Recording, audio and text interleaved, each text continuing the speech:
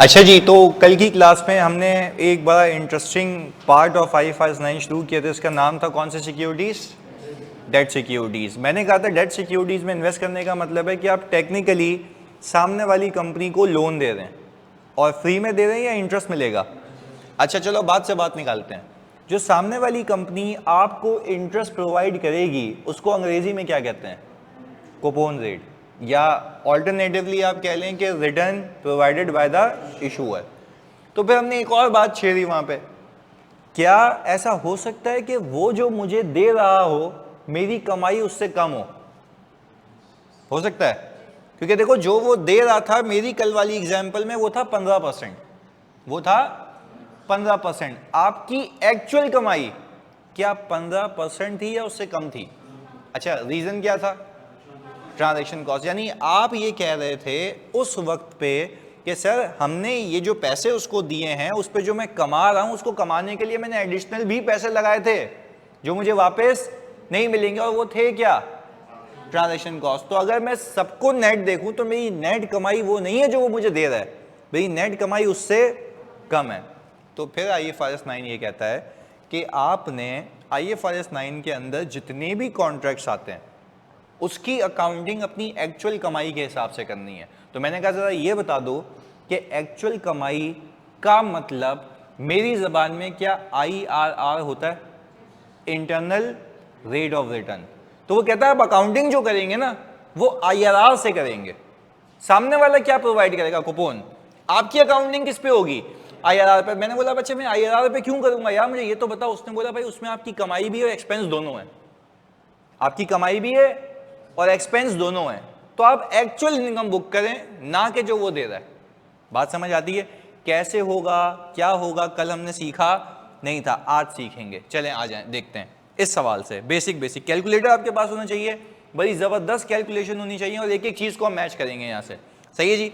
मुझे बताएं, यहां पे लिखा हुआ है company purchase 5000 debentures on January 1, 2018 of ₹100 each. तो मैंने सर ये कहा यहाँ पे कि अगर मेरे पास 5000 डिबेंचर हैं और एक कितने का है? 100 का, तो ये कितना हो गया? 5 लाख। चलें जी, ये आ गया हिसाब किताब। अच्छा, क्या यही गया है मेरी जेब से या फिर ट्रांजैक्शन कॉस्ट भी गई है? अच्छा भाई, तो हमने कहा हमारे पास जो ट्रांजैक्शन कॉस्ट आ रही है इस सिनेरियो के अंदर वो कितनी है? 50,000। कोई आपसे पूछे आपको ये इन्वेस्टमेंट कितने की पड़ गई? 550 की। अच्छा, अब यहीं पे रुक के जरा एक बात बताएं, ये जो अमाउंट है ये किसको गई है? इशूअर को।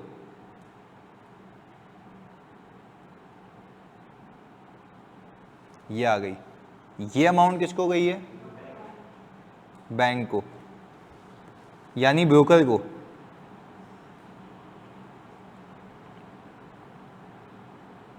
वापस पैसे कौन से मिलेंगे?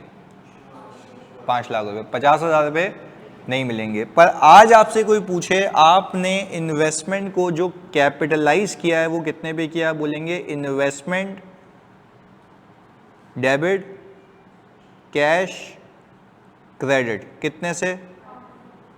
5,50,000 रुपए से। अब इसमें से इस 550 में से जो वापस आएंगे वो 5 हैं, यानी 50,000 रुपये एक्सपेंस आउट हो जाने चाहिए। कितने सालों में? 3 सालों में। क्योंकि इन्वेस्टमेंट कितने सालों के लिए है? क्योंकि रिडीम होंगे ना 31 दिसंबर 2020 पे।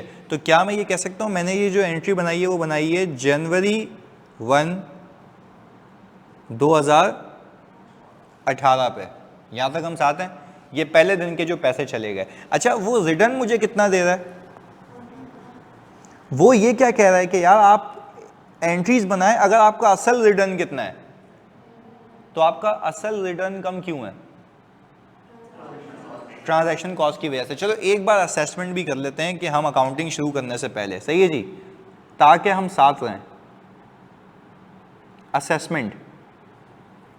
अच्छा मुझे आप एक बात बताएं, 2018, 2019 और 2020 वो मुझे रिटर्न देगा कितने परसेंट का? 15% का। अच्छा 15% का रिटर्न वो 550 पे देगा या 5 पे देगा? 5 पे देगा। प्लीज बताएं 15% इंटू 5 लाख कितना आता है? 75,000। ये आ गया। क्या ये दूसरे साल भी मिलेगा और ये तीसरे साल भी मिलेगा? ये टोटलिटी में कितना हो गया बच्चों? 225। अल्लाह को हाजिर नाजिर जान के बताओ, क्या आप 225 कमाओगे या इससे 50,000 कम? अच्छा तो आपने कहा इसमें से अगर आप ट्रांजैक्शन कॉस्ट को डिडक्ट करें तो कितना आता है? 175। चलें अब खुद लॉजिकली सोच के बताएं, आपकी जो असल कमाई हुई इनकम है वो 225 से 175 है, 175, 175,000 है। तो अच्छा अब यूं कहें, अगर मैं 225 कमाता तो मेरी कमाई परसेंटेज टर्म्स में कितनी होती? 15%। पर अगर मैं 225 से कम कमा रहा हूं तो मेरी कमाई इफेक्टिवली कितनी है? 10.9140। तो मुझे बताएं, मुझे अगर अपनी अकाउंटिंग करनी है, इनकम बुक करनी है, तो कौन से रेट पे करूं? 10.9140 पे। क्या इसके अंदर इनकम का एलिमेंट शामिल होगा? यस। और जो एक्सपेंस आउट होना होगा वो भी खुद हो जाएगा इस रेट के जरिए। करके दिखाएंगे तो ज्यादा अच्छा समझ आएगा। आए देखते हैं। मैंने कहा सर सबसे पहले मैं आपसे पूछूं, मेरी ओपनिंग वैल्यू कितनी है? आपने कहा सर 550। ये कौन सा साल है? 2018। मैं यहां पे लिख रहा हूं इंटरेस्ट इनकम। अच्छा मुझे अगर इनकम बुक करनी है बच्चों तो मैं इसके ऊपर कितना रेट लगाऊं? 10.9140%। मेरी आपसे रिक्वेस्ट और इल्तिजा ये है कि आप इसके ऊपर ये रेट लगाएं जल्दी से। 60027। अच्छा जी, एक एक करके सुनिएगा, शेड्यूल बनाएंगे बड़ा मजे का। सामने वाला बंदा आपको पैसे कितने देगा? 75,000, 75,000 देगा ना। तो हमने कहा भाई ये 75,000 आएगा। अच्छा आप होल्ड ऑन, इसकी एक एंट्री बना के देखते हैं। हम एंट्री बनाएंगे सर 31 दिसंबर 2018 पे। जल्दी बताओ कैश कितना देगा सामने वाला आपको? 75,000। इंटरेस्ट इनकम कितने की बुक की मैंने? 60027। अभी एक मिनट देखिएगा, मैंने इन दोनों का डिफरेंस लेते हो 75,000 और 60027 का 14। इन्वेस्टमेंट क्या हो रही है यहाँ पे? कम हो रही है। इन्वेस्टमेंट क्या हो रही है? आपको बताऊं इसमें हो क्या रहा है। इसके अंदर जो ये 50,000 रुपये छुपे हुए ना, ये वाले, इसमें से एक हिस्सा, इस 550 में से क्या शामिल है इसके अंदर? 50,000 रुपये। ये आहिस्ता आहिस्ता आहिस्ता आहिस्ता क्या हो रहा है? अमोर्टाइज हो रहा है, एक्सपेंस हो रहा है। एक मिनट खाली मैं कंप्लीट करूँ फिर आपके सवालात। मुझे एक बात बताओ, क्या ये 50,000 रुपये का एक्सपेंस अलग से दिख रहा है या वो इसके अंदर नेट हो चुका है? देखो आइडियली मेरे बच्चों आपको इनकम बुक करनी चाहिए 75,000 रुपये की। आइडियली इनकम कितने की बुक करनी चाहिए? और एक्सपेंस अलग से बुक करना चाहिए। IFRS 9 कहता है आपको अकाउंटिंग ऐसे करनी ही नहीं है। आपको अकाउंटिंग करनी है इफेक्टिव रेट से। किससे करनी है? इफेक्टिव रेट क्या बताता है? इफेक्टिव रेट ये बताता है कि आप जो कमाएंगे और जो आपका खर्चा होगा दोनों को नेट। वापस से, आप जो कमाएंगे और जो आपका खर्चा होगा दोनों को नेट। हमने नेट बेसिस पे पहले साल में, जल्दी से बताओ, इनकम कितने की बुक की है? 75,000 रुपए की या उससे कम की? अच्छा वो कम अमाउंट कितनी है? 60027। 27। भाई कोई आपसे पूछे ये 75 क्यों नहीं, आप बोलेंगे इसके अंदर उस 50,000 रुपए में से एक हिस्सा एक्सपेंस का है जो इसमें क्या हो चुका है, नेट हो चुका है। पर मैं आपको ये बता भी सकता हूं इस वाले में कि वो कितना है, 14,973, क्योंकि इन्वेस्टमेंट में जो आपने 50,000 कैपिटलाइज किया था उसका एक हिस्सा इन्वेस्टमेंट से डी रिकॉग्नाइज हो चुका है। इन्वेस्टमेंट से क्या स्ट्रेट लाइन पे हो रहा है या टाइम वैल्यू ऑफ मनी के साथ, ये वजह है। स्ट्रेट लाइन पे करना होता तो क्या मुसीबत थी, 50,000 को 3 से डिवाइड करो खत्म हो जाता। यहां पे मसला स्ट्रेट लाइन का नहीं, यहां पे मसला है टाइम वैल्यू ऑफ मनी का। वही टाइम वैल्यू ऑफ मनी आपके इफेक्टिव रेट के अंदर छुपी हुई है, वही टाइम वैल्यू ऑफ मनी आपके इफेक्टिव रेट के अंदर छुपी हुई है। हमने सिंपल क्या किया बच्चों, कुछ भी नहीं किया।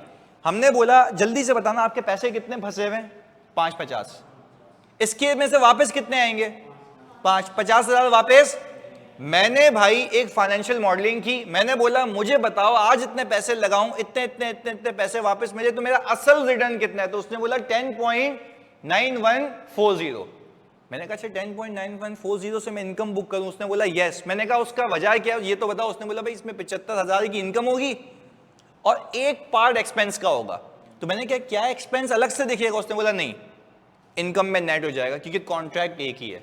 कॉन्ट्रैक्ट एक इनकम की नेट कमाई पहले साल की कितनी है, 60027। पैसे कितने दे रहा है, तो सर ये इनकम कम क्यों बुक हो रही है जल्दी बताओ, क्योंकि ट्रांजैक्शन कॉस्ट का एक हिस्सा इसके अंदर क्या हो गया, एक्सपेंस आउट। तो और वही देखो इन्वेस्टमेंट से निकल के 14,973 डी रिकॉग्नाइज हो गया। ये कौन से साल की बात हो रही है। आपको नहीं लगता कि हर साल ऐसे कुछ ना कुछ अमोर्टाइज होते होते होते होते 50,000 क्या हो जाएगा, जीरो करके देख लेंगे। पहले आपका सवाल हो गया एड्रेस, चलें ओके। ऑनलाइन वालों पहले बताओ, यहां तक बात समझ आती है, जल्दी से बताओ सारे बच्चों। अच्छा नायला कह रही है सर जब हम इक्विटी सिक्योरिटी में फेयर वैल्यू थ्रू पीएनएल कर रहे थे तब ट्रांजैक्शन कॉस्ट को एक्सपेंस आउट हो रहा था, we didn't amortise just because it didn't have a fixed tenure of maturity. Yes बिल्कुल सही जवाब, सवाल भी खुद किया जवाब भी दे दिया माशाल्लाह। वो कह रही हैं कि सर जब इक्विटी सिक्योरिटीज थी तो वहां पे कुछ अमोर्टाइजेशन नहीं होती क्योंकि वहां पे फिक्स मैच्योरिटी नहीं होती ना। यहाँ पे क्या है 3 साल की मैच्योरिटी है, तो मुझे पता है कि यहाँ पे आते आते आते आते तो ये पैसे खत्म हो जाएंगे और मुझे वापस नहीं मिलेंगे। तो दिस इज द रीजन कि मैं डेट सिक्योरिटीज के अंदर ट्रांजैक्शन कॉस्ट को क्या करता हूँ, अमोर्टाइज। पर अगेन तुम सबसे पूछता हूँ, स्ट्रेट लाइन के ऊपर या आईआरआर के जरिए, it includes the component of time value of money, वो हिसाब से करेगा आपने। क्लैरिटी है। चलें जी ऑनलाइन, वेरी गुड नाला, वेरी गुड एक्सप्लेनेशन। अच्छा अब मुझे बताओ पहले ऑनलाइन वाले बच्चों, सारे बच्चों के यहां तक की कहानी क्लियर है, नायला आपको बात क्लियर है, हमजा आपको बात क्लियर है, बाकी सारे बच्चे, हाँ जी सारे बच्चे मतलब सब, हाँ बिल्कुल कंसिडर होते हैं आदिल, उसी से तो आईआरआर निकलता है। चलें अब मुझे बताओ जल्दी से, कैलकुलेटर मैंने कहा था आपके पास होना चाहिए, कॉपी करने का पूरा टाइम दूंगा। क्लोजिंग आपसे रिक्वेस्ट है ओपनिंग में ये प्लस करें और कैश माइनस करें। 535 पता है ये 535,027 आया कैसे, सिर्फ कैलकुलेटर पे आप एक काम करना, 550 में से ये 14,973 माइनस करो, 550 में से 14,973 क्या कर दो, माइनस कर दो, तो यही आ रहा है आंसर। तो कहने का मतलब ये है कि इस इन्वेस्टमेंट में से इतना पोर्शन अमोर्टाइज हो गया, तो एक्सपेंस आपको कहाँ दिख रहा है, या नेट हो गया है, कहाँ नेट हुआ है, इनकम में। वो कहता है कॉन्ट्रैक्ट की असल कमाई उसके नाम से दिखा दो, दैट्स इट, अलग से एक्सपेंस बुक करने की कोई नीड नहीं है। बात समझ आती है। चलो अब वापस, अब हम जार्गन्स को यूज करेंगे। इस कॉन्ट्रैक्ट की असल परसेंटेज कमाई कितनी है, तो हम इनकम भी किस पे बुक कर रहे हैं, 10.9140। पैसे सामने से कितने आ रहे हैं, देखो पैसे जो आ रहे हैं वो वही हैं, इनकम अपने हिसाब से बुक की, बाकी अमोर्टाइज कर रहा हूं। क्लैरिटी है। चलें अब हमने कहा हम आते हैं सर 2019 में, 535027। अब इनकम कितने पे बुक करूं, 58,393, यही आता है। चलें अब हमने कहा कि सर अब हम यहां पे 2019 की। अच्छा, सामने वाला कैश मुझे फिर कितना देगा? वो बोलेगा भाई मेरा तो आपसे एग्रीमेंट हुआ है ना, अब आपने जो एडिशनल कैपिटलाइज किया हुआ है उसको आप एक्सपेंस आउट कर रहे हो, कैसे भी कर रहे हो, उसका उससे कोई ताल्लुक नहीं है। उसने तो आपको पता है कि भाई उसने तो पैसे पूरे देने हैं। अच्छा, अब हमने कहा मैं यहाँ पे इंटरेस्ट इनकम बुक करूँ, कितने की? 58393 की। अच्छा, एक वैसे ही वापस से फजूल सवाल, मैंने 75,000 से इनकम बुक करनी थी, कम क्यों आ रही है? क्योंकि ट्रांजैक्शन कॉस्ट का एक हिस्सा इसके अंदर नेट हुआ हुआ है, माइनस हुआ हुआ है, तो मैं सीधी सीधी वही इनकम बुक कर रहा हूं जो मुझे करनी चाहिए। और वो किस रेट के जरिए आ रही है? IRR, एक्चुअल रेट, जिसके अंदर ट्रांजैक्शन कॉस्ट ऐसे स्प्रेड हुई हुई है कि टाइम वैल्यू ऑफ मनी के हिसाब से जितने पैसे लूज होने चाहिए वो होते जा रहे हैं, तो एक्सपेंस बुक होता जा रहा है। बात क्लियर है? अच्छा, अब मुझे बताएं इन्वेस्टमेंट में से कितने निकालें? 16607, ये अमोर्टाइजेशन हो गई 2019 की। अच्छा, IRR निकालना मैं वैसे ही लैपटॉप पे आपको सिखा दूंगा, बट आपके कोर्स का पार्ट नहीं है, मैं वैसे ही सिखा दूंगा आपको कि IRR ऐसे निकलता है, पर अगेन वो पूछेगा नहीं, तो मैं कैलकुलेट करना आना भी नहीं चाहिए, बस just for the sake of knowledge मैं आपको सिखा दूंगा कि IRR ऐसे निकलता है।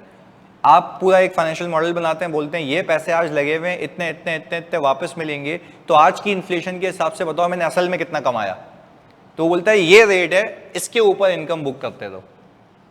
तो मैंने कहा वो एक्सपेंस आउट बोला, इसमें एडजस्ट हो गया ना, हर साल खुद ब खुद एडजस्ट होते होते होते तो आखिर में क्या हो जाएगा? जीरो। अभी करके दिखाता हूँ। चलें, मुझे आप एक बात बताएं, यहाँ पे फिर पैसे कितने आ गए? क्लोजिंग कितना आता है? 518420, 518420। हम आ गए 2020 में। क्या ये आखिरी साल है? 3 साल हो जाएंगे ना। हमने कहा 518,420, इसके ऊपर कितना आता है? 56,580। अच्छा, फिर ये आ गया 75,000।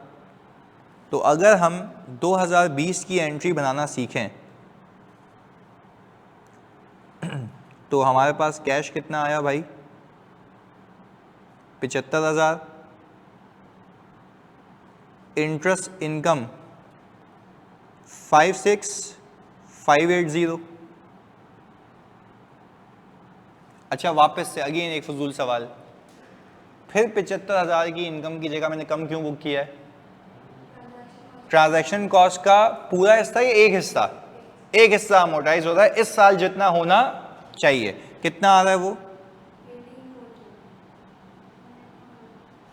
ये कह रहे हैं 18,420। चलें जी, कैलकुलेटर पे प्लीज़ एक चीज़ है, सही है, मुझे बताएं ये और 14973 कितना बनता है? 14973, 16607 और 18420।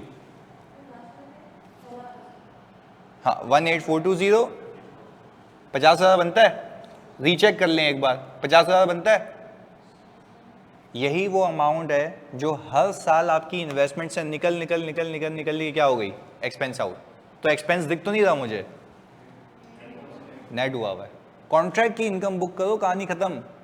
यही तो हमने फाइनेंशियल मॉडलिंग में सीखा उसमें कि भाई आप एक ऐसा मॉडल बनाएं जो आपको आपके कॉन्ट्रैक्ट की इनकम बताए। ये तो आपको पहले दिन पे अल्लाह की कसम पता था कि आपकी इनकम 15% नहीं है, उससे कम है, और वो कितनी थी परसेंटेज वाइज? 10.9140। अच्छा, आपकी असल इनकम कितनी है अमाउंट वाइज? 175,000। अच्छा, मुझे जल्दी से बताएं, इन सबको तीनों को प्लस करो जो आपने इनकम्स बुक की हैं, इन तीनों को प्लस करो जो आपकी इनकम बुक की है, यही है। तो मुझे एक बात बताएं, ये भी 175,000 आ रहा है। अच्छा, नाइला कह रही है कि sir how IRR is concerned with time value of money. I am not talking about the IRR is concerned with time value of money, but the transaction cost that has been amortise is concerned with the time value of money.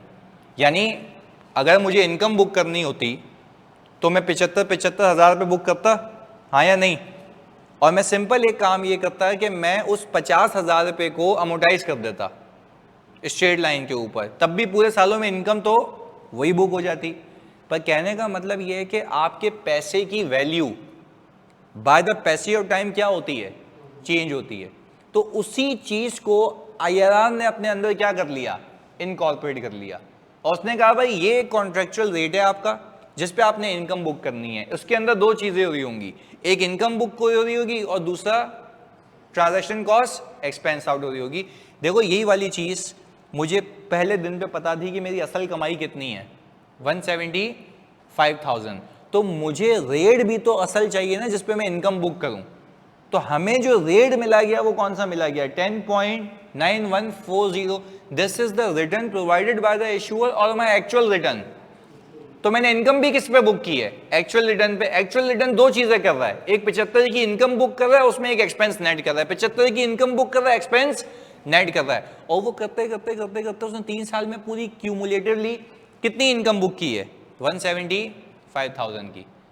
तो क्या इस बात पे यकीन आता है कि वो जो 50,000 रुपये आपने डे 1 पे कैपिटलाइज किया था वो आहिस्ता आहिस्ता आहिस्ता आहिस्ता आहिस्ता आहिस्ता क्या हो गया? Expense out. और एक्सपेंस आउट होके अलग से दिख रहा है या इनकम में नेट हुआ हुआ है? क्योंकि आपकी असल कमाई बुक कर रहे हो, दैट्स इट। क्योंकि आईआरआर का मतलब ही होता है एक्चुअल कमाई। तो हमने इनकम भी किससे बुक की है? एक्चुअल कमाई से। This is as simple. मैं आपको कल की क्लास में या नेक्स्ट क्लास में आपको बता दूंगा कि मैं एक्सेल पे रखता हूँ। एक्सेल को कहता हूँ आज मैंने इतने पैसे फंसा दिए, मुझे 75 वापस मिलेंगे, मुझे 75 वापस मिलेंगे, मुझे 75 वापस मिलेंगे और अपने पैसे वापस मिलेंगे।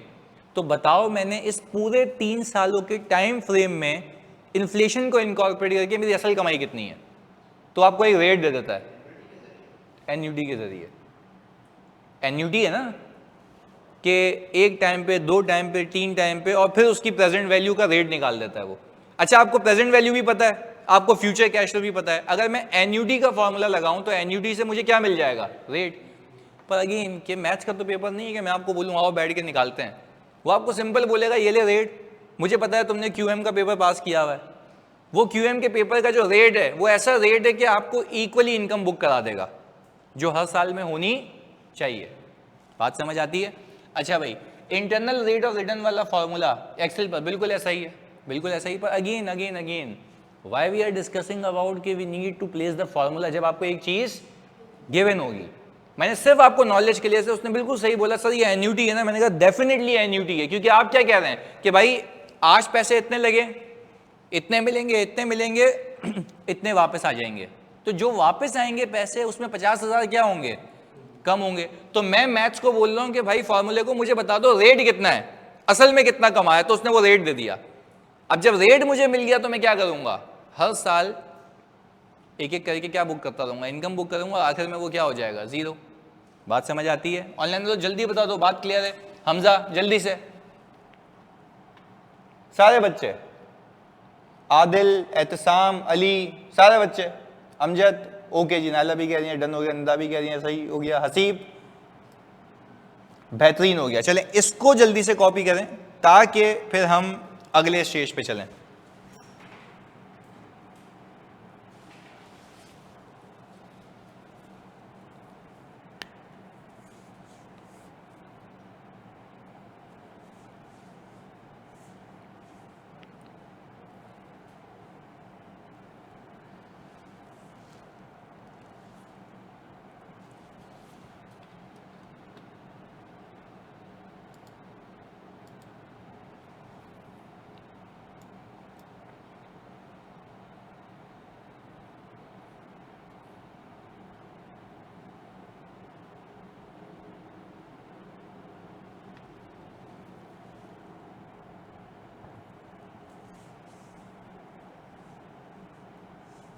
नाफा इस्लामिक पेंशन फंड पर इंटरेस्ट हराम है।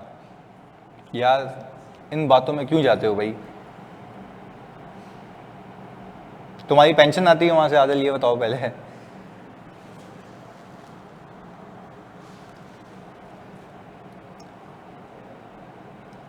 आईआरआर समझने में तुम लोगों को मौत आ रही है, हाँ, जो बचपन में तुम्हें क्यूएम में सिखाया जाता है। मैं फिर बताऊँ, अभी तो जब मैं तुम्हें लीजेस शुरू कराऊंगा ना, सुनिएगा, जब मैं तुम्हें लीजेस शुरू कराऊंगा ना, वहाँ पे मैथ्स की तुम्हारी असल टेस्टिंग होगी कि तुम्हारा मैथ्स कितनी स्ट्रांग है।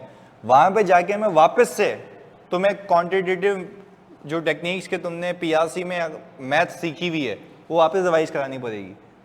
उसमें इतनी चीज़ें हैं, तो वो तो मुझे पता है तुम लोगों की मैथ्स बहुत अच्छी है।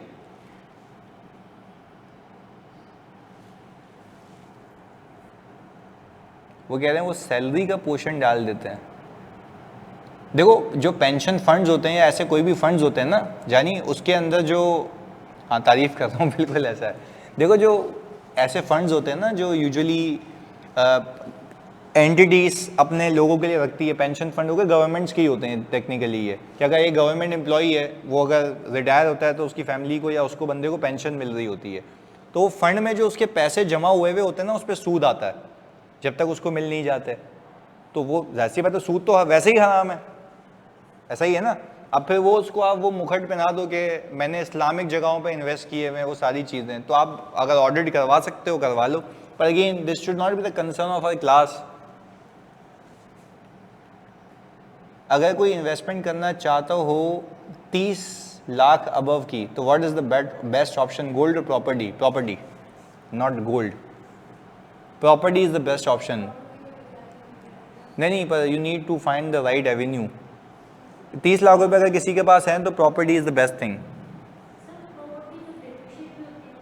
नहीं, वो बुक्स में डेप्रिशिएट होती है, असल में अप्रिशिएट होती है। हाँ, पर लैंड भी ऐसे नहीं ना कि आपने वो कड़ी पहाड़ी पे लैंड लिया हुआ है वो नीचे ही आता जा रहा है, अच्छी जगह पे डिफेंस में ले लिया, यहाँ ले लिया। हाँ नहीं, वो मतलब एक प्लान्स होते हैं ना, यानी फॉर एग्जांपल जैसे मैं जब गरीब था, मतलब अभी भी गरीब ही हूँ, तो कहने का मतलब ये है कि होता ही है कि जब पैसे आते हैं ना मेरे पास, तो मैं आइडल नहीं रखता, तो मैं प्रोजेक्ट्स में डाल देता हूँ। आइडिया दे रहा हूँ, जब प्रोजेक्ट में आप पैसे डालते हैं ना तो प्रोजेक्ट बन रहा होता है तो सस्ता होता है। आपको पता है कि वेल नोन बिल्डर है, अब जैसे ही वो बिल्डिंग बनती है 2-3 माले खड़े हो जाते हैं ना तो उसके पैसे डबल हो जाते हैं। तो this is how you go. बोला आप जैसा गरीब हर किसी को बनाए अल्लाह, आमीन। अच्छा, तो आप मतलब property is the safest, and if you don't go for property तो आप गोल्ड में रख सकते हैं, सेफ है।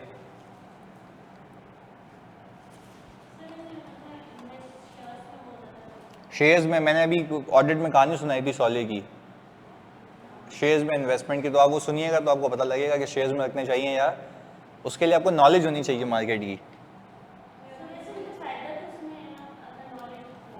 तो वही ना, तो नुकसान भी तो है ना उसमें। अभी IFRS 9 कर रहे हो, याद है ना कि फेयर वैल्यू अचानक से नीचे आई तो लॉस हो जाएगा। आप तो वैसे ही इंडिविजुअली ये थोड़ी ना कह सकते हैं फेयर वैल्यू तो उसी है PNL, आपका तो जो भी है आपका ही है।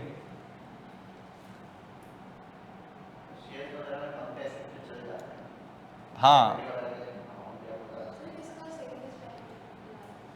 देखो, इन्वेस्टमेंट का सेफेस्ट कुछ भी नहीं होता। देखो शेयर मार्केट में आपको डिपेंड करता है कि कौन सी जो टॉप नॉच कंपनीज होती है ना उसके शेयर तो हजार रुपए के भी होते हैं।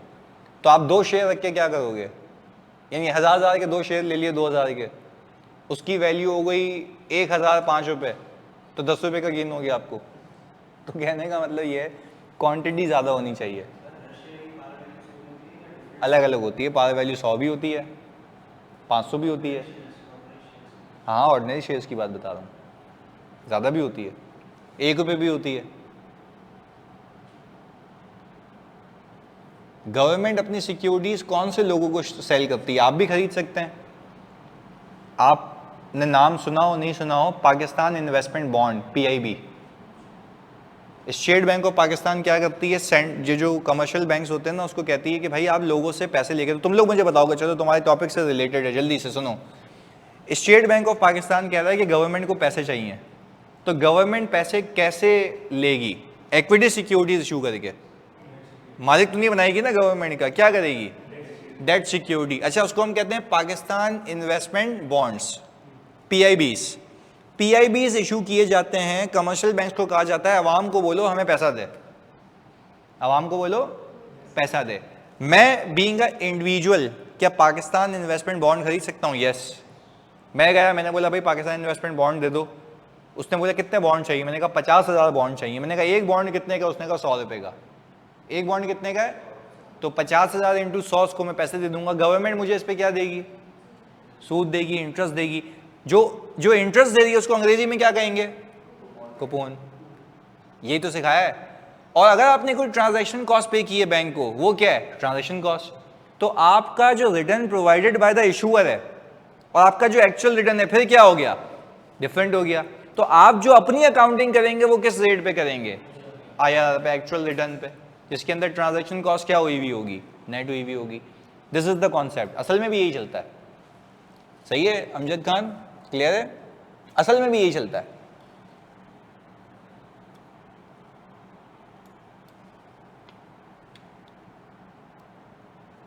अच्छा, असेसमेंट जो मैंने निकाला है सर, नहीं हम ये पेपर में नहीं निकालेंगे क्योंकि इसे समझाने के लिए कि वो उससे मैच करेगा। हाँ, आप लॉजिकली चेक करना चाहो तो कर सकते हो एग्जाम में कि क्या मैंने सही किया या नहीं किया।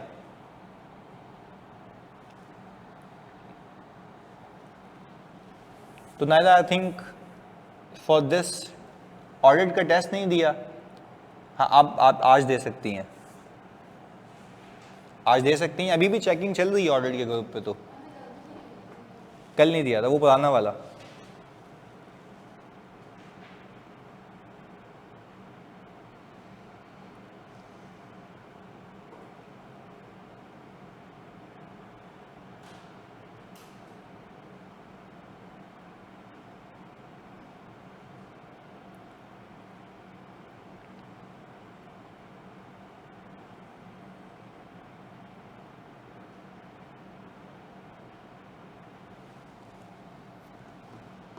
हाँ जी, हो गया कॉपी ये?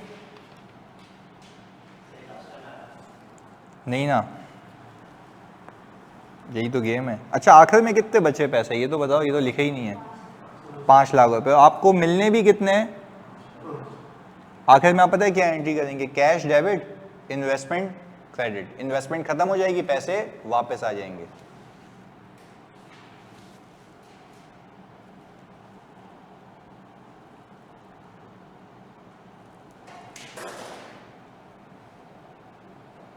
कूपन रेट कैसे डिसाइड होता है यार? वो तो जो सामने वाले को जितना रिटर्न चाहिए होता है या वो दे सकता है, सॉरी, वो उतना करेगा ना। यानी फॉर एग्जांपल आज मुझे आप लोगों से पैसे चाहिए होंगे तो मैं ये देखूंगा ना कि यार मैं कितनी इस्तात है मेरी सूद पे करने की। तो अच्छा, अब मुझे बताओ, एक कंपनी है, तुम सोच के बताना लॉजिकली ज़रा।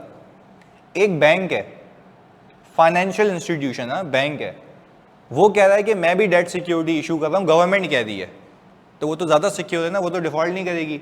गवर्नमेंट अगर डूब भी गई तो पैसे छाप के दे देगी आपको। तो वो होती है रिस्क फ्री। क्या होती है? Risk free. भाई गवर्नमेंट को पैसा देना टेक्निकली या रिस्क फ्री थिंग ना, क्योंकि वो तो पैसे छाप के आपको दे देगा। दूसरी वर्क्स इसके है, एक कंपनी है, वो कह रही है कि मैं आपको डेट सिक्योरिटी इशू कर रही हूँ, मुझे पैसे दो। आप किस में पैसा डालोगे? गवर्नमेंट में। पक्की बात है ना, क्योंकि उसमें रिस्क नहीं है। अब एक और चीज, एज अ इंसेंटिव कंपनीज ये करती हैं कि यार देखो, गवर्नमेंट अगर 15% दे रही है ना, हम आपको 21% देंगे। अब डालोगे? यस। पर रिस्क, तो जहां रिस्क ज्यादा है वहां रिटर्न भी ज्यादा है। तो this is how they offer. यानी अगर कंपनी को, किसी कंपनी को पैसे चाहिए तो आप उसको भी पैसे देते हो, बिल्कुल देते हो, तो उस पर जो रिटर्न होता है वो क्या होता है? ज्यादा होता है। वो इंसेंटिव होता है ना। वरना मुझे बताओ, कोई भी कंपनी गवर्नमेंट से नीचे रेट ऑफर कर ही नहीं सकती, क्योंकि मैं बोलूंगा मैं बेवकूफ हूं, तुझे पैसे दूं, मैं किसको पैसे दे दूं? गवर्नमेंट को। तो वहां से पैसे कमाने का फायदा क्या है भाई? रिस्क नहीं है, पैसे डूबने का खदशा नहीं है। जबकि किसी और को पैसे दोगे तो पैसे डूबने का खदशा है कि भाई हो सकता है वो प्रीपे ना कर पाए। तो अगेन, जो भी कंपनी डेट सिक्योरिटी इशू करती है उसको रेट ऑफर करना पड़ता है अबव गवर्नमेंट, यानी अबव रिस्क फ्री। आज के बाद अगर मैं आपको बोलूं रिस्क फ्री रेट 15%, इसका क्या मतलब है? कि वो गवर्नमेंट का ऑफर्ड रेट है, और उसके ऊपर अगर कोई मुझे ऑफर करेगा तो मैं पैसे देने को तैयार हूं। नहीं, AAA रेटेड कंपनीज भी होती हैं, तो वो उसका मतलब ये होता है कि वो इतनी अच्छी कंपनीज है कि उसके डिफॉल्ट के चांसेस नहीं है। पर अगेन वो भी रिस्क फ्री से ऊपर ही ऑफर करती हैं, क्योंकि AAA का होना मतलब ये तो नहीं कि रिस्क फ्री है, still there is a risk, बस रिस्क क्या है वहां पे? कम है। वो तो रेटिंग है ना, रेटिंग तो ये बताती है कि फ्यूचर में कंपनी कैसा परफॉर्म करेगी, बट दैट डजंट मीन कि उसमें रिस्क एग्जिस्ट नहीं करता। वो रेट तो फिर भी, क्योंकि देखो ना, आपको आज पैसे दिए जाए, आपको बोले जाए भाई ट्रिपल ए रेटेड में डालोगे या रिस्क फ्री में, रिस्क फ्री में, अगर रेट क्या है दोनों का सेम है, हाँ आपको बोला जाए कि रेट ट्रिपल ए रेटेड का ज़्यादा है तो किस में डालोगे, ट्रिपल ए में। अच्छा, फिर आपको बोला जाए कि एक ट्रिपल ए रेटेड की जगह ए प्लस की रेटिंग वाली कंपनी है और एक ट्रिपल ए रेटेड वाली कंपनी है, किस में डालोगे, ट्रिपल ए में, जो अच्छी होगी depending upon the rate. Clear है? तो ये सारी चीज़ें हैं। IFRS 9 में जनरल एंट्रीज हैं भाई, जनरल एंट्रीज भी हैं, बैलेंस शीट के एक्सट्रैक्ट्स भी हैं। अभी तो हमने सिर्फ समझा है ना मैकेनिज्म, पहले बताओ ये वाली बात क्लियर है, पक्की बात है? अच्छा चलें, अब इस बात का खुलासा कब तक हमने किया क्या है। हमने जो आज की क्लास में किया है ना, उसका नाम है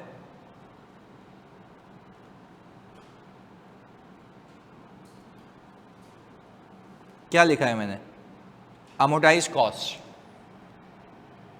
मॉडल का नाम क्या है, अमोर्टाइज कॉस्ट। अब इसको मैंने समझा दिया। अब मैं जब पहले ये लिखता ना तुम कंफ्यूज रहते कि इसका मतलब क्या। आप सुनिएगा, मुझे बताएं आपकी कॉस्ट ऑफ इन्वेस्टमेंट कितनी है, सारे बच्चों लिख के बताना ऑनलाइन वाले जल्दी से। कॉस्ट ऑफ इन्वेस्टमेंट कितनी है, 550। कॉस्ट ऑफ इन्वेस्टमेंट ना 550 है, ऐसा ही, जल्दी बताओ ऑनलाइन वालों, 550 लिख के बताओ, 550। इसमें से पहले साल कितना अमोर्टाइज हुआ, अमोर्टाइज हुआ है। अच्छा, जब कॉस्ट में से अमोर्टाइज किया, माइनस करो, कॉस्ट में से अमोर्टाइज किया तो क्या बचा, ये कॉस्ट थी 550 की, इसमें से अमोर्टाइज किया 14973, कितना बचा 535027। This is amortised cost, amortise होने के बाद। बात समझ आई? मतलब इतना आसान कर दिया हमने इस चीज को। अमोर्टाइज कॉस्ट का मतलब क्या है, अमोर्टाइजेशन होने के बाद जो बच गया उसका मतलब क्या है, अमोर्टाइज कॉस्ट। ये एक मॉडल है इसका, डेट सिक्योरिटीज का। बात समझ आती है? तो दिस इज एज सिंपल, अगर आपको लॉजिक पता है। देखो बैलेंस शीट में ये दिखाएंगे, बिल्कुल बैलेंस शीट में ये दिखाएंगे, बैलेंस शीट में ये आएगा पहले साल। हमारा मॉडल है ना अमोर्टाइज कॉस्ट। तो देखो, अगर पहले मैं लिखवाता आपको कि भाई डेट सिक्योरिटीज में अमोर्टाइज कॉस्ट सीखेंगे, तो आप बोलोगे पता नहीं क्या कह रहा है। हमने पहले मैकेनिक्स सीख ली है, अब हमने बोला और मतलब सीख लेते हैं। अमोर्टाइज कॉस्ट का मतलब ये है कि जो भी आपने कॉस्ट कैपिटलाइज की है वो क्या होगी, फ्यूचर में अमोर्टाइज होगी। और अमोर्टाइज होने के बाद जो बच जाएगा उसको क्या नाम दूंगा, अमोर्टाइज कॉस्ट। अमोर्टाइज होने के बाद वाली कॉस्ट। तो कॉस्ट कितनी थी जल्दी बताओ, 550। अमोर्टाइज कितनी हुई, 14973। जो बच गया वो क्या है, अमोर्टाइज कॉस्ट।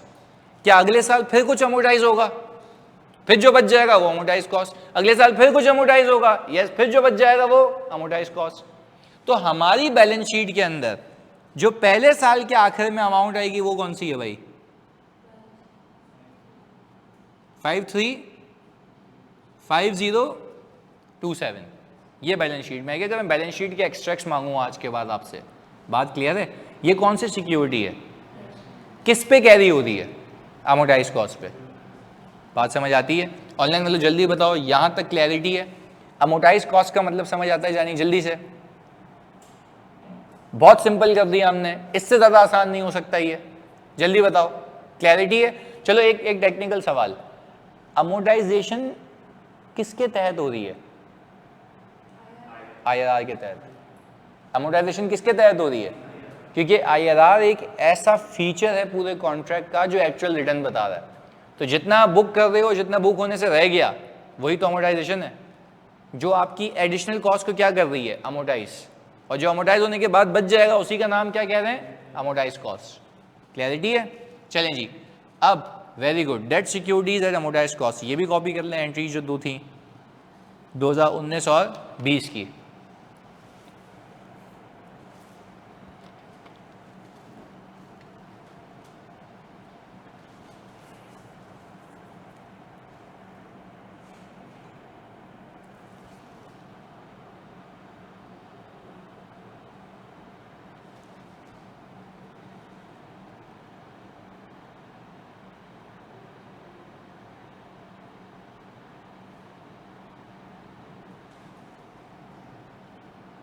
IFRS 9 का PDF का शेयर कर दूँ, बुक का आज मिल जाएगा आपको भाई, पूरा चैप्टर लगा देता हूँ मैं उस पर।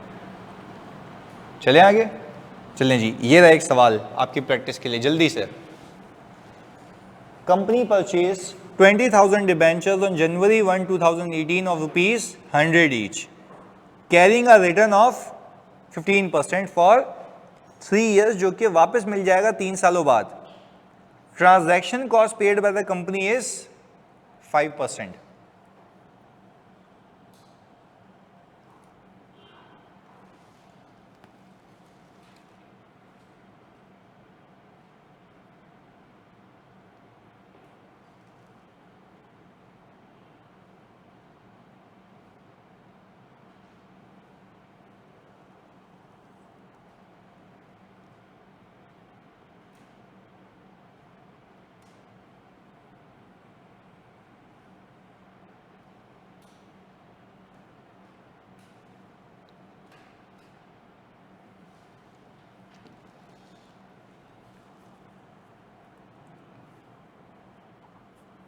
ये 5% आप किस पे लगाएंगे, जो ट्रांजैक्शन कॉस्ट की अमाउंट है?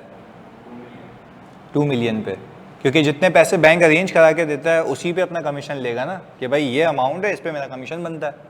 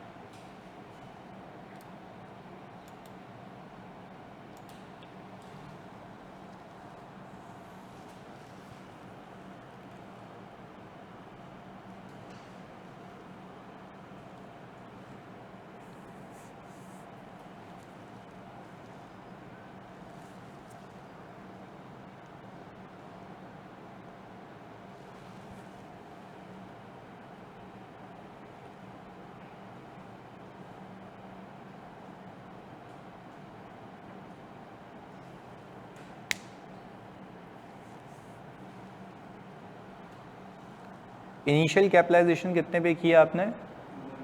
2.1 मिलियन पे, जिसके अंदर जो 1 लाख रुपए की अमाउंट है वो मुझे लगता है वापस नहीं मिलेगी।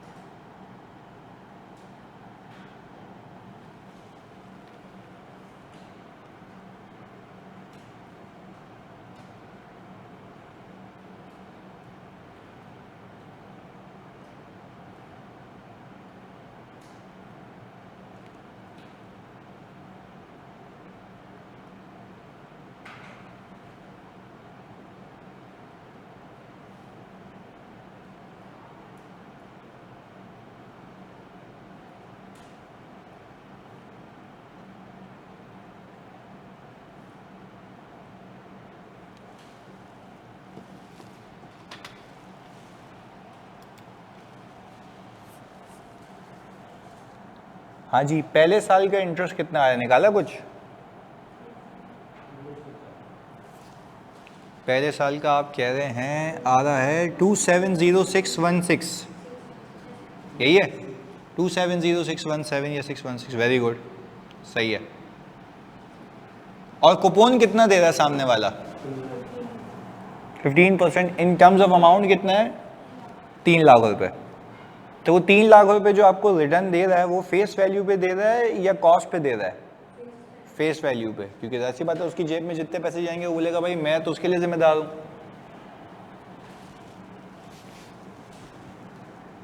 वाह भाई, इसने तो पूरा शेड्यूल बना दिया यहाँ पे, गुड यार हमजा, वेरी गुड।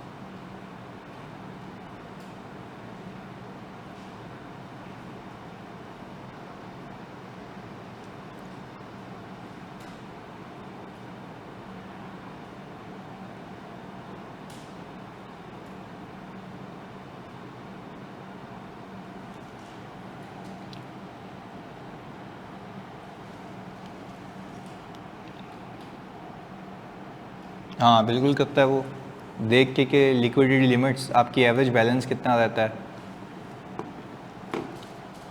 हाँ जी, डन हो गया। आखिर में कितने बचे पैसे? 2 मिलियन, क्योंकि 1 लाख रुपए होते होते होते होते तो क्या हो गए? अमोर्टाइज हो गए। अच्छा, तो अब हम अगर ये कहें कि हमारे पास जो फेस वैल्यू है इन दिस सिचुएशन,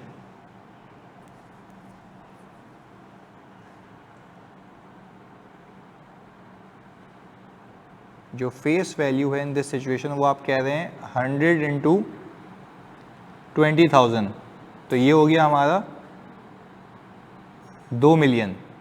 अच्छा, इसके ऊपर आपने एक एडिशनल चीज़ पे की है जो कि है ट्रांजैक्शन कॉस्ट। वो कितने की है? 1 लाख रुपए की। आपने कहा सर ये अमाउंट आ गई हमारी 2.1 मिलियन। इसकी एंट्री आपने क्या बनाई होगी?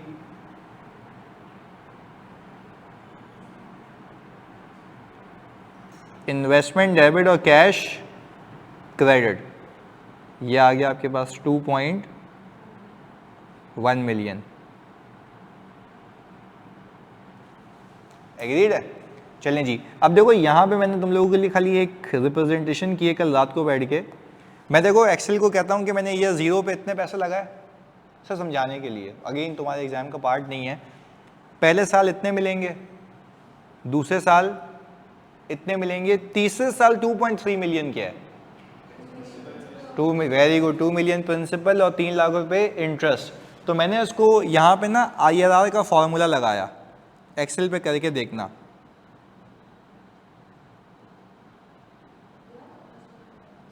हाँ एक्सेल में, हाँ इज इक्वल टू करके IRR का फॉर्मूला लगाएं, ऊपर सबको सेलेक्ट कर लें और बोलें कि अगर मैं ईयर 0 पे इतने पैसे फंसाऊं और इतने इतने इतने मुझे वापस मिल जाएं तो मुझे बताओ मेरी असल कमाई कितनी है? वो कितनी बता रहा है?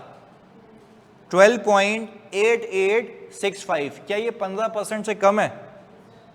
ड्यू टू, उसने खुद ही एडजस्ट कर दिए यहाँ पे। वो जो 1 लाख रुपए ना स्प्रेड कर देगा खुद तीनों में। बात समझ आ रही है? वो जो 1 लाख रुपए ना ऊपर जो एडिशनल है वो तीनों में क्या कर देगा? क्योंकि देखो आपने 2.1 मिलियन लगाया, आखिर में कितना आ रहा है? 2 मिलियन। तो कहने का मतलब है वो 1 लाख रुपए खुद ही स्प्रेड कर देगा। बात समझ आ रही है? तो कहने का मतलब ये है कि मैंने सिंपल क्या किया, एक्सेल को मैंने बोला आज मैं इतने पैसे लगाऊं, 3 लाख मिले, 3 लाख मिले और वापस में कितने मिल जाएं? 2.3 मिलियन। तो मुझे बताओ मैंने असल में कितने कमाया? तो उसने बताया भाई असल में आपने इतना कमाया क्योंकि वो 1 लाख रुपए का एक्सपेंस स्प्रेड हो जाएगा, तो आपकी असल कमाई में नेट हो जाएगा। क्लैरिटी है? तो शेड्यूल भी मैंने बनाया हुआ था, जरा ये देख लें, क्या इसी नेचर का आपका शेड्यूल है? 2.1 मिलियन, 270 कैश क्लोजिंग, मैच कर लो, यही आता है। क्लैरिटी है? तो पहले साल की हम एंट्री बना लेते हैं बस। ईयर 1 की जो एंट्री है आपकी वो ये है कि कैश हो गया आपका डेबिट कितने से भाई, आइडियली आपकी इनकम 3 लाख रुपए बुक होनी चाहिए, पर क्योंकि आपको आपका कंप्यूटर ये बता रहा है कि आपकी असल कमाई 3 लाख रुपए नहीं है, वो 1 लाख रुपए स्प्रेड हो रहा है। कितने सालों में? 3 सालों में। तो आपकी असल कमाई उससे कम है। तो हमने क्या किया, जो इंटरेस्ट इनकम बुक की वो कितने की बुक की, 270,616, ऐसा ही है। तो और हमने कहा कि हमारे पास इन्वेस्टमेंट जो क्रेडिट हो रही है वो कितने से हो रही है, 29,384, ये आ गया। और अगर आपने तीनों सालों की एंट्रीज बना ली हैं तो आप जो तीनों सालों की क्रेडिट इन्वेस्टमेंट हो रही है उन सबका सम करें तो 1 लाख के इक्वल आना चाहिए। आ भी रहा होगा, ऐसा ही है। ऑनलाइन वालों जानी सब क्लियर है, हमजा, हसीब, सारे बच्चों आ रहा है ना 1 लाख रुपए। यानी अब हमने बिल्कुल सही किया ये वाला। बेहतरीन है, बेहतरीन है, बेहतरीन है। हमारी क्लास कितने बजे तक है? 12:30, बस 12:45। चलो अभी हम 10 मिनट में क्या ही कर लेंगे। तो मेरे ख्याल से हम इसको यहाँ तक रखते हैं। इसके आगे बिल्कुल मतलब आप समझ लें कि इन्वेस्टर ख़त्म हो जाएगा जब मैं 2 और मॉडल्स करा दूंगा इसके, फिर कौन सा शुरू हो जाएगा, इशू है। और हम जैसे जैसे जो चंक करते रहेंगे वैसे वैसे उसके पास पेपर करते रहेंगे। तो अभी वैसे इस हद तक भी मैं पास पेपर करवा सकता हूँ, पर अभी हम कह रहे हैं रुक जाएं फिर आगे चलते हैं। पर क्विज आ जाएगा इस नेचर का, क्लैरिटी है? तो भाई चलें, अ वेरी हैप्पी ईद मुबारक आप सबको इन एडवांस। तो अभी ऑडिट है, उसके बाद भी वापस से करेंगे, बट चलें अभी फ़िलहाल के लिए चलें। थैंक यू, अल्लाह भाई आप सबको खुश रखे। पास पेपर में बोलता है 1 साल की एंट्री बना दो, पहले साल की बस, और बोलता है 8 नंबर, ये है। और एक आध बार मुश्किल सवाल आया इसका कि वो बोलता है कि करना इस मॉडल से चाहिए था, कर इस मॉडल से दिया, तो करेक्शन मांगता है वो, तो वो भी देख लेंगे, कोई मसले वाली बात नहीं है। बता रहा हूँ ना, ये FAR2 भाई के हाथ का गेम है, वो भूल जाओ। 2016-17 से लेके अब तक पढ़ाई FAR2 है, तो इसमें मज़ा आएगा। मैंने बीच में, पर जब मैंने अपनी आर्टिकल शुरू की थी तब से पढ़ाना शुरू किया था। तो मैंने 2020 में क्वालिफाई किया था और 2017 से मैंने टीचिंग शुरू कर दी थी। सही है? तो ये था। चलें ओके, मिलते हैं कल। क्लास आई थिंक कल क्लास नहीं है, सही जी, कल छुट्टी है। चलें ओके, अल्लाह हाफ़िज़।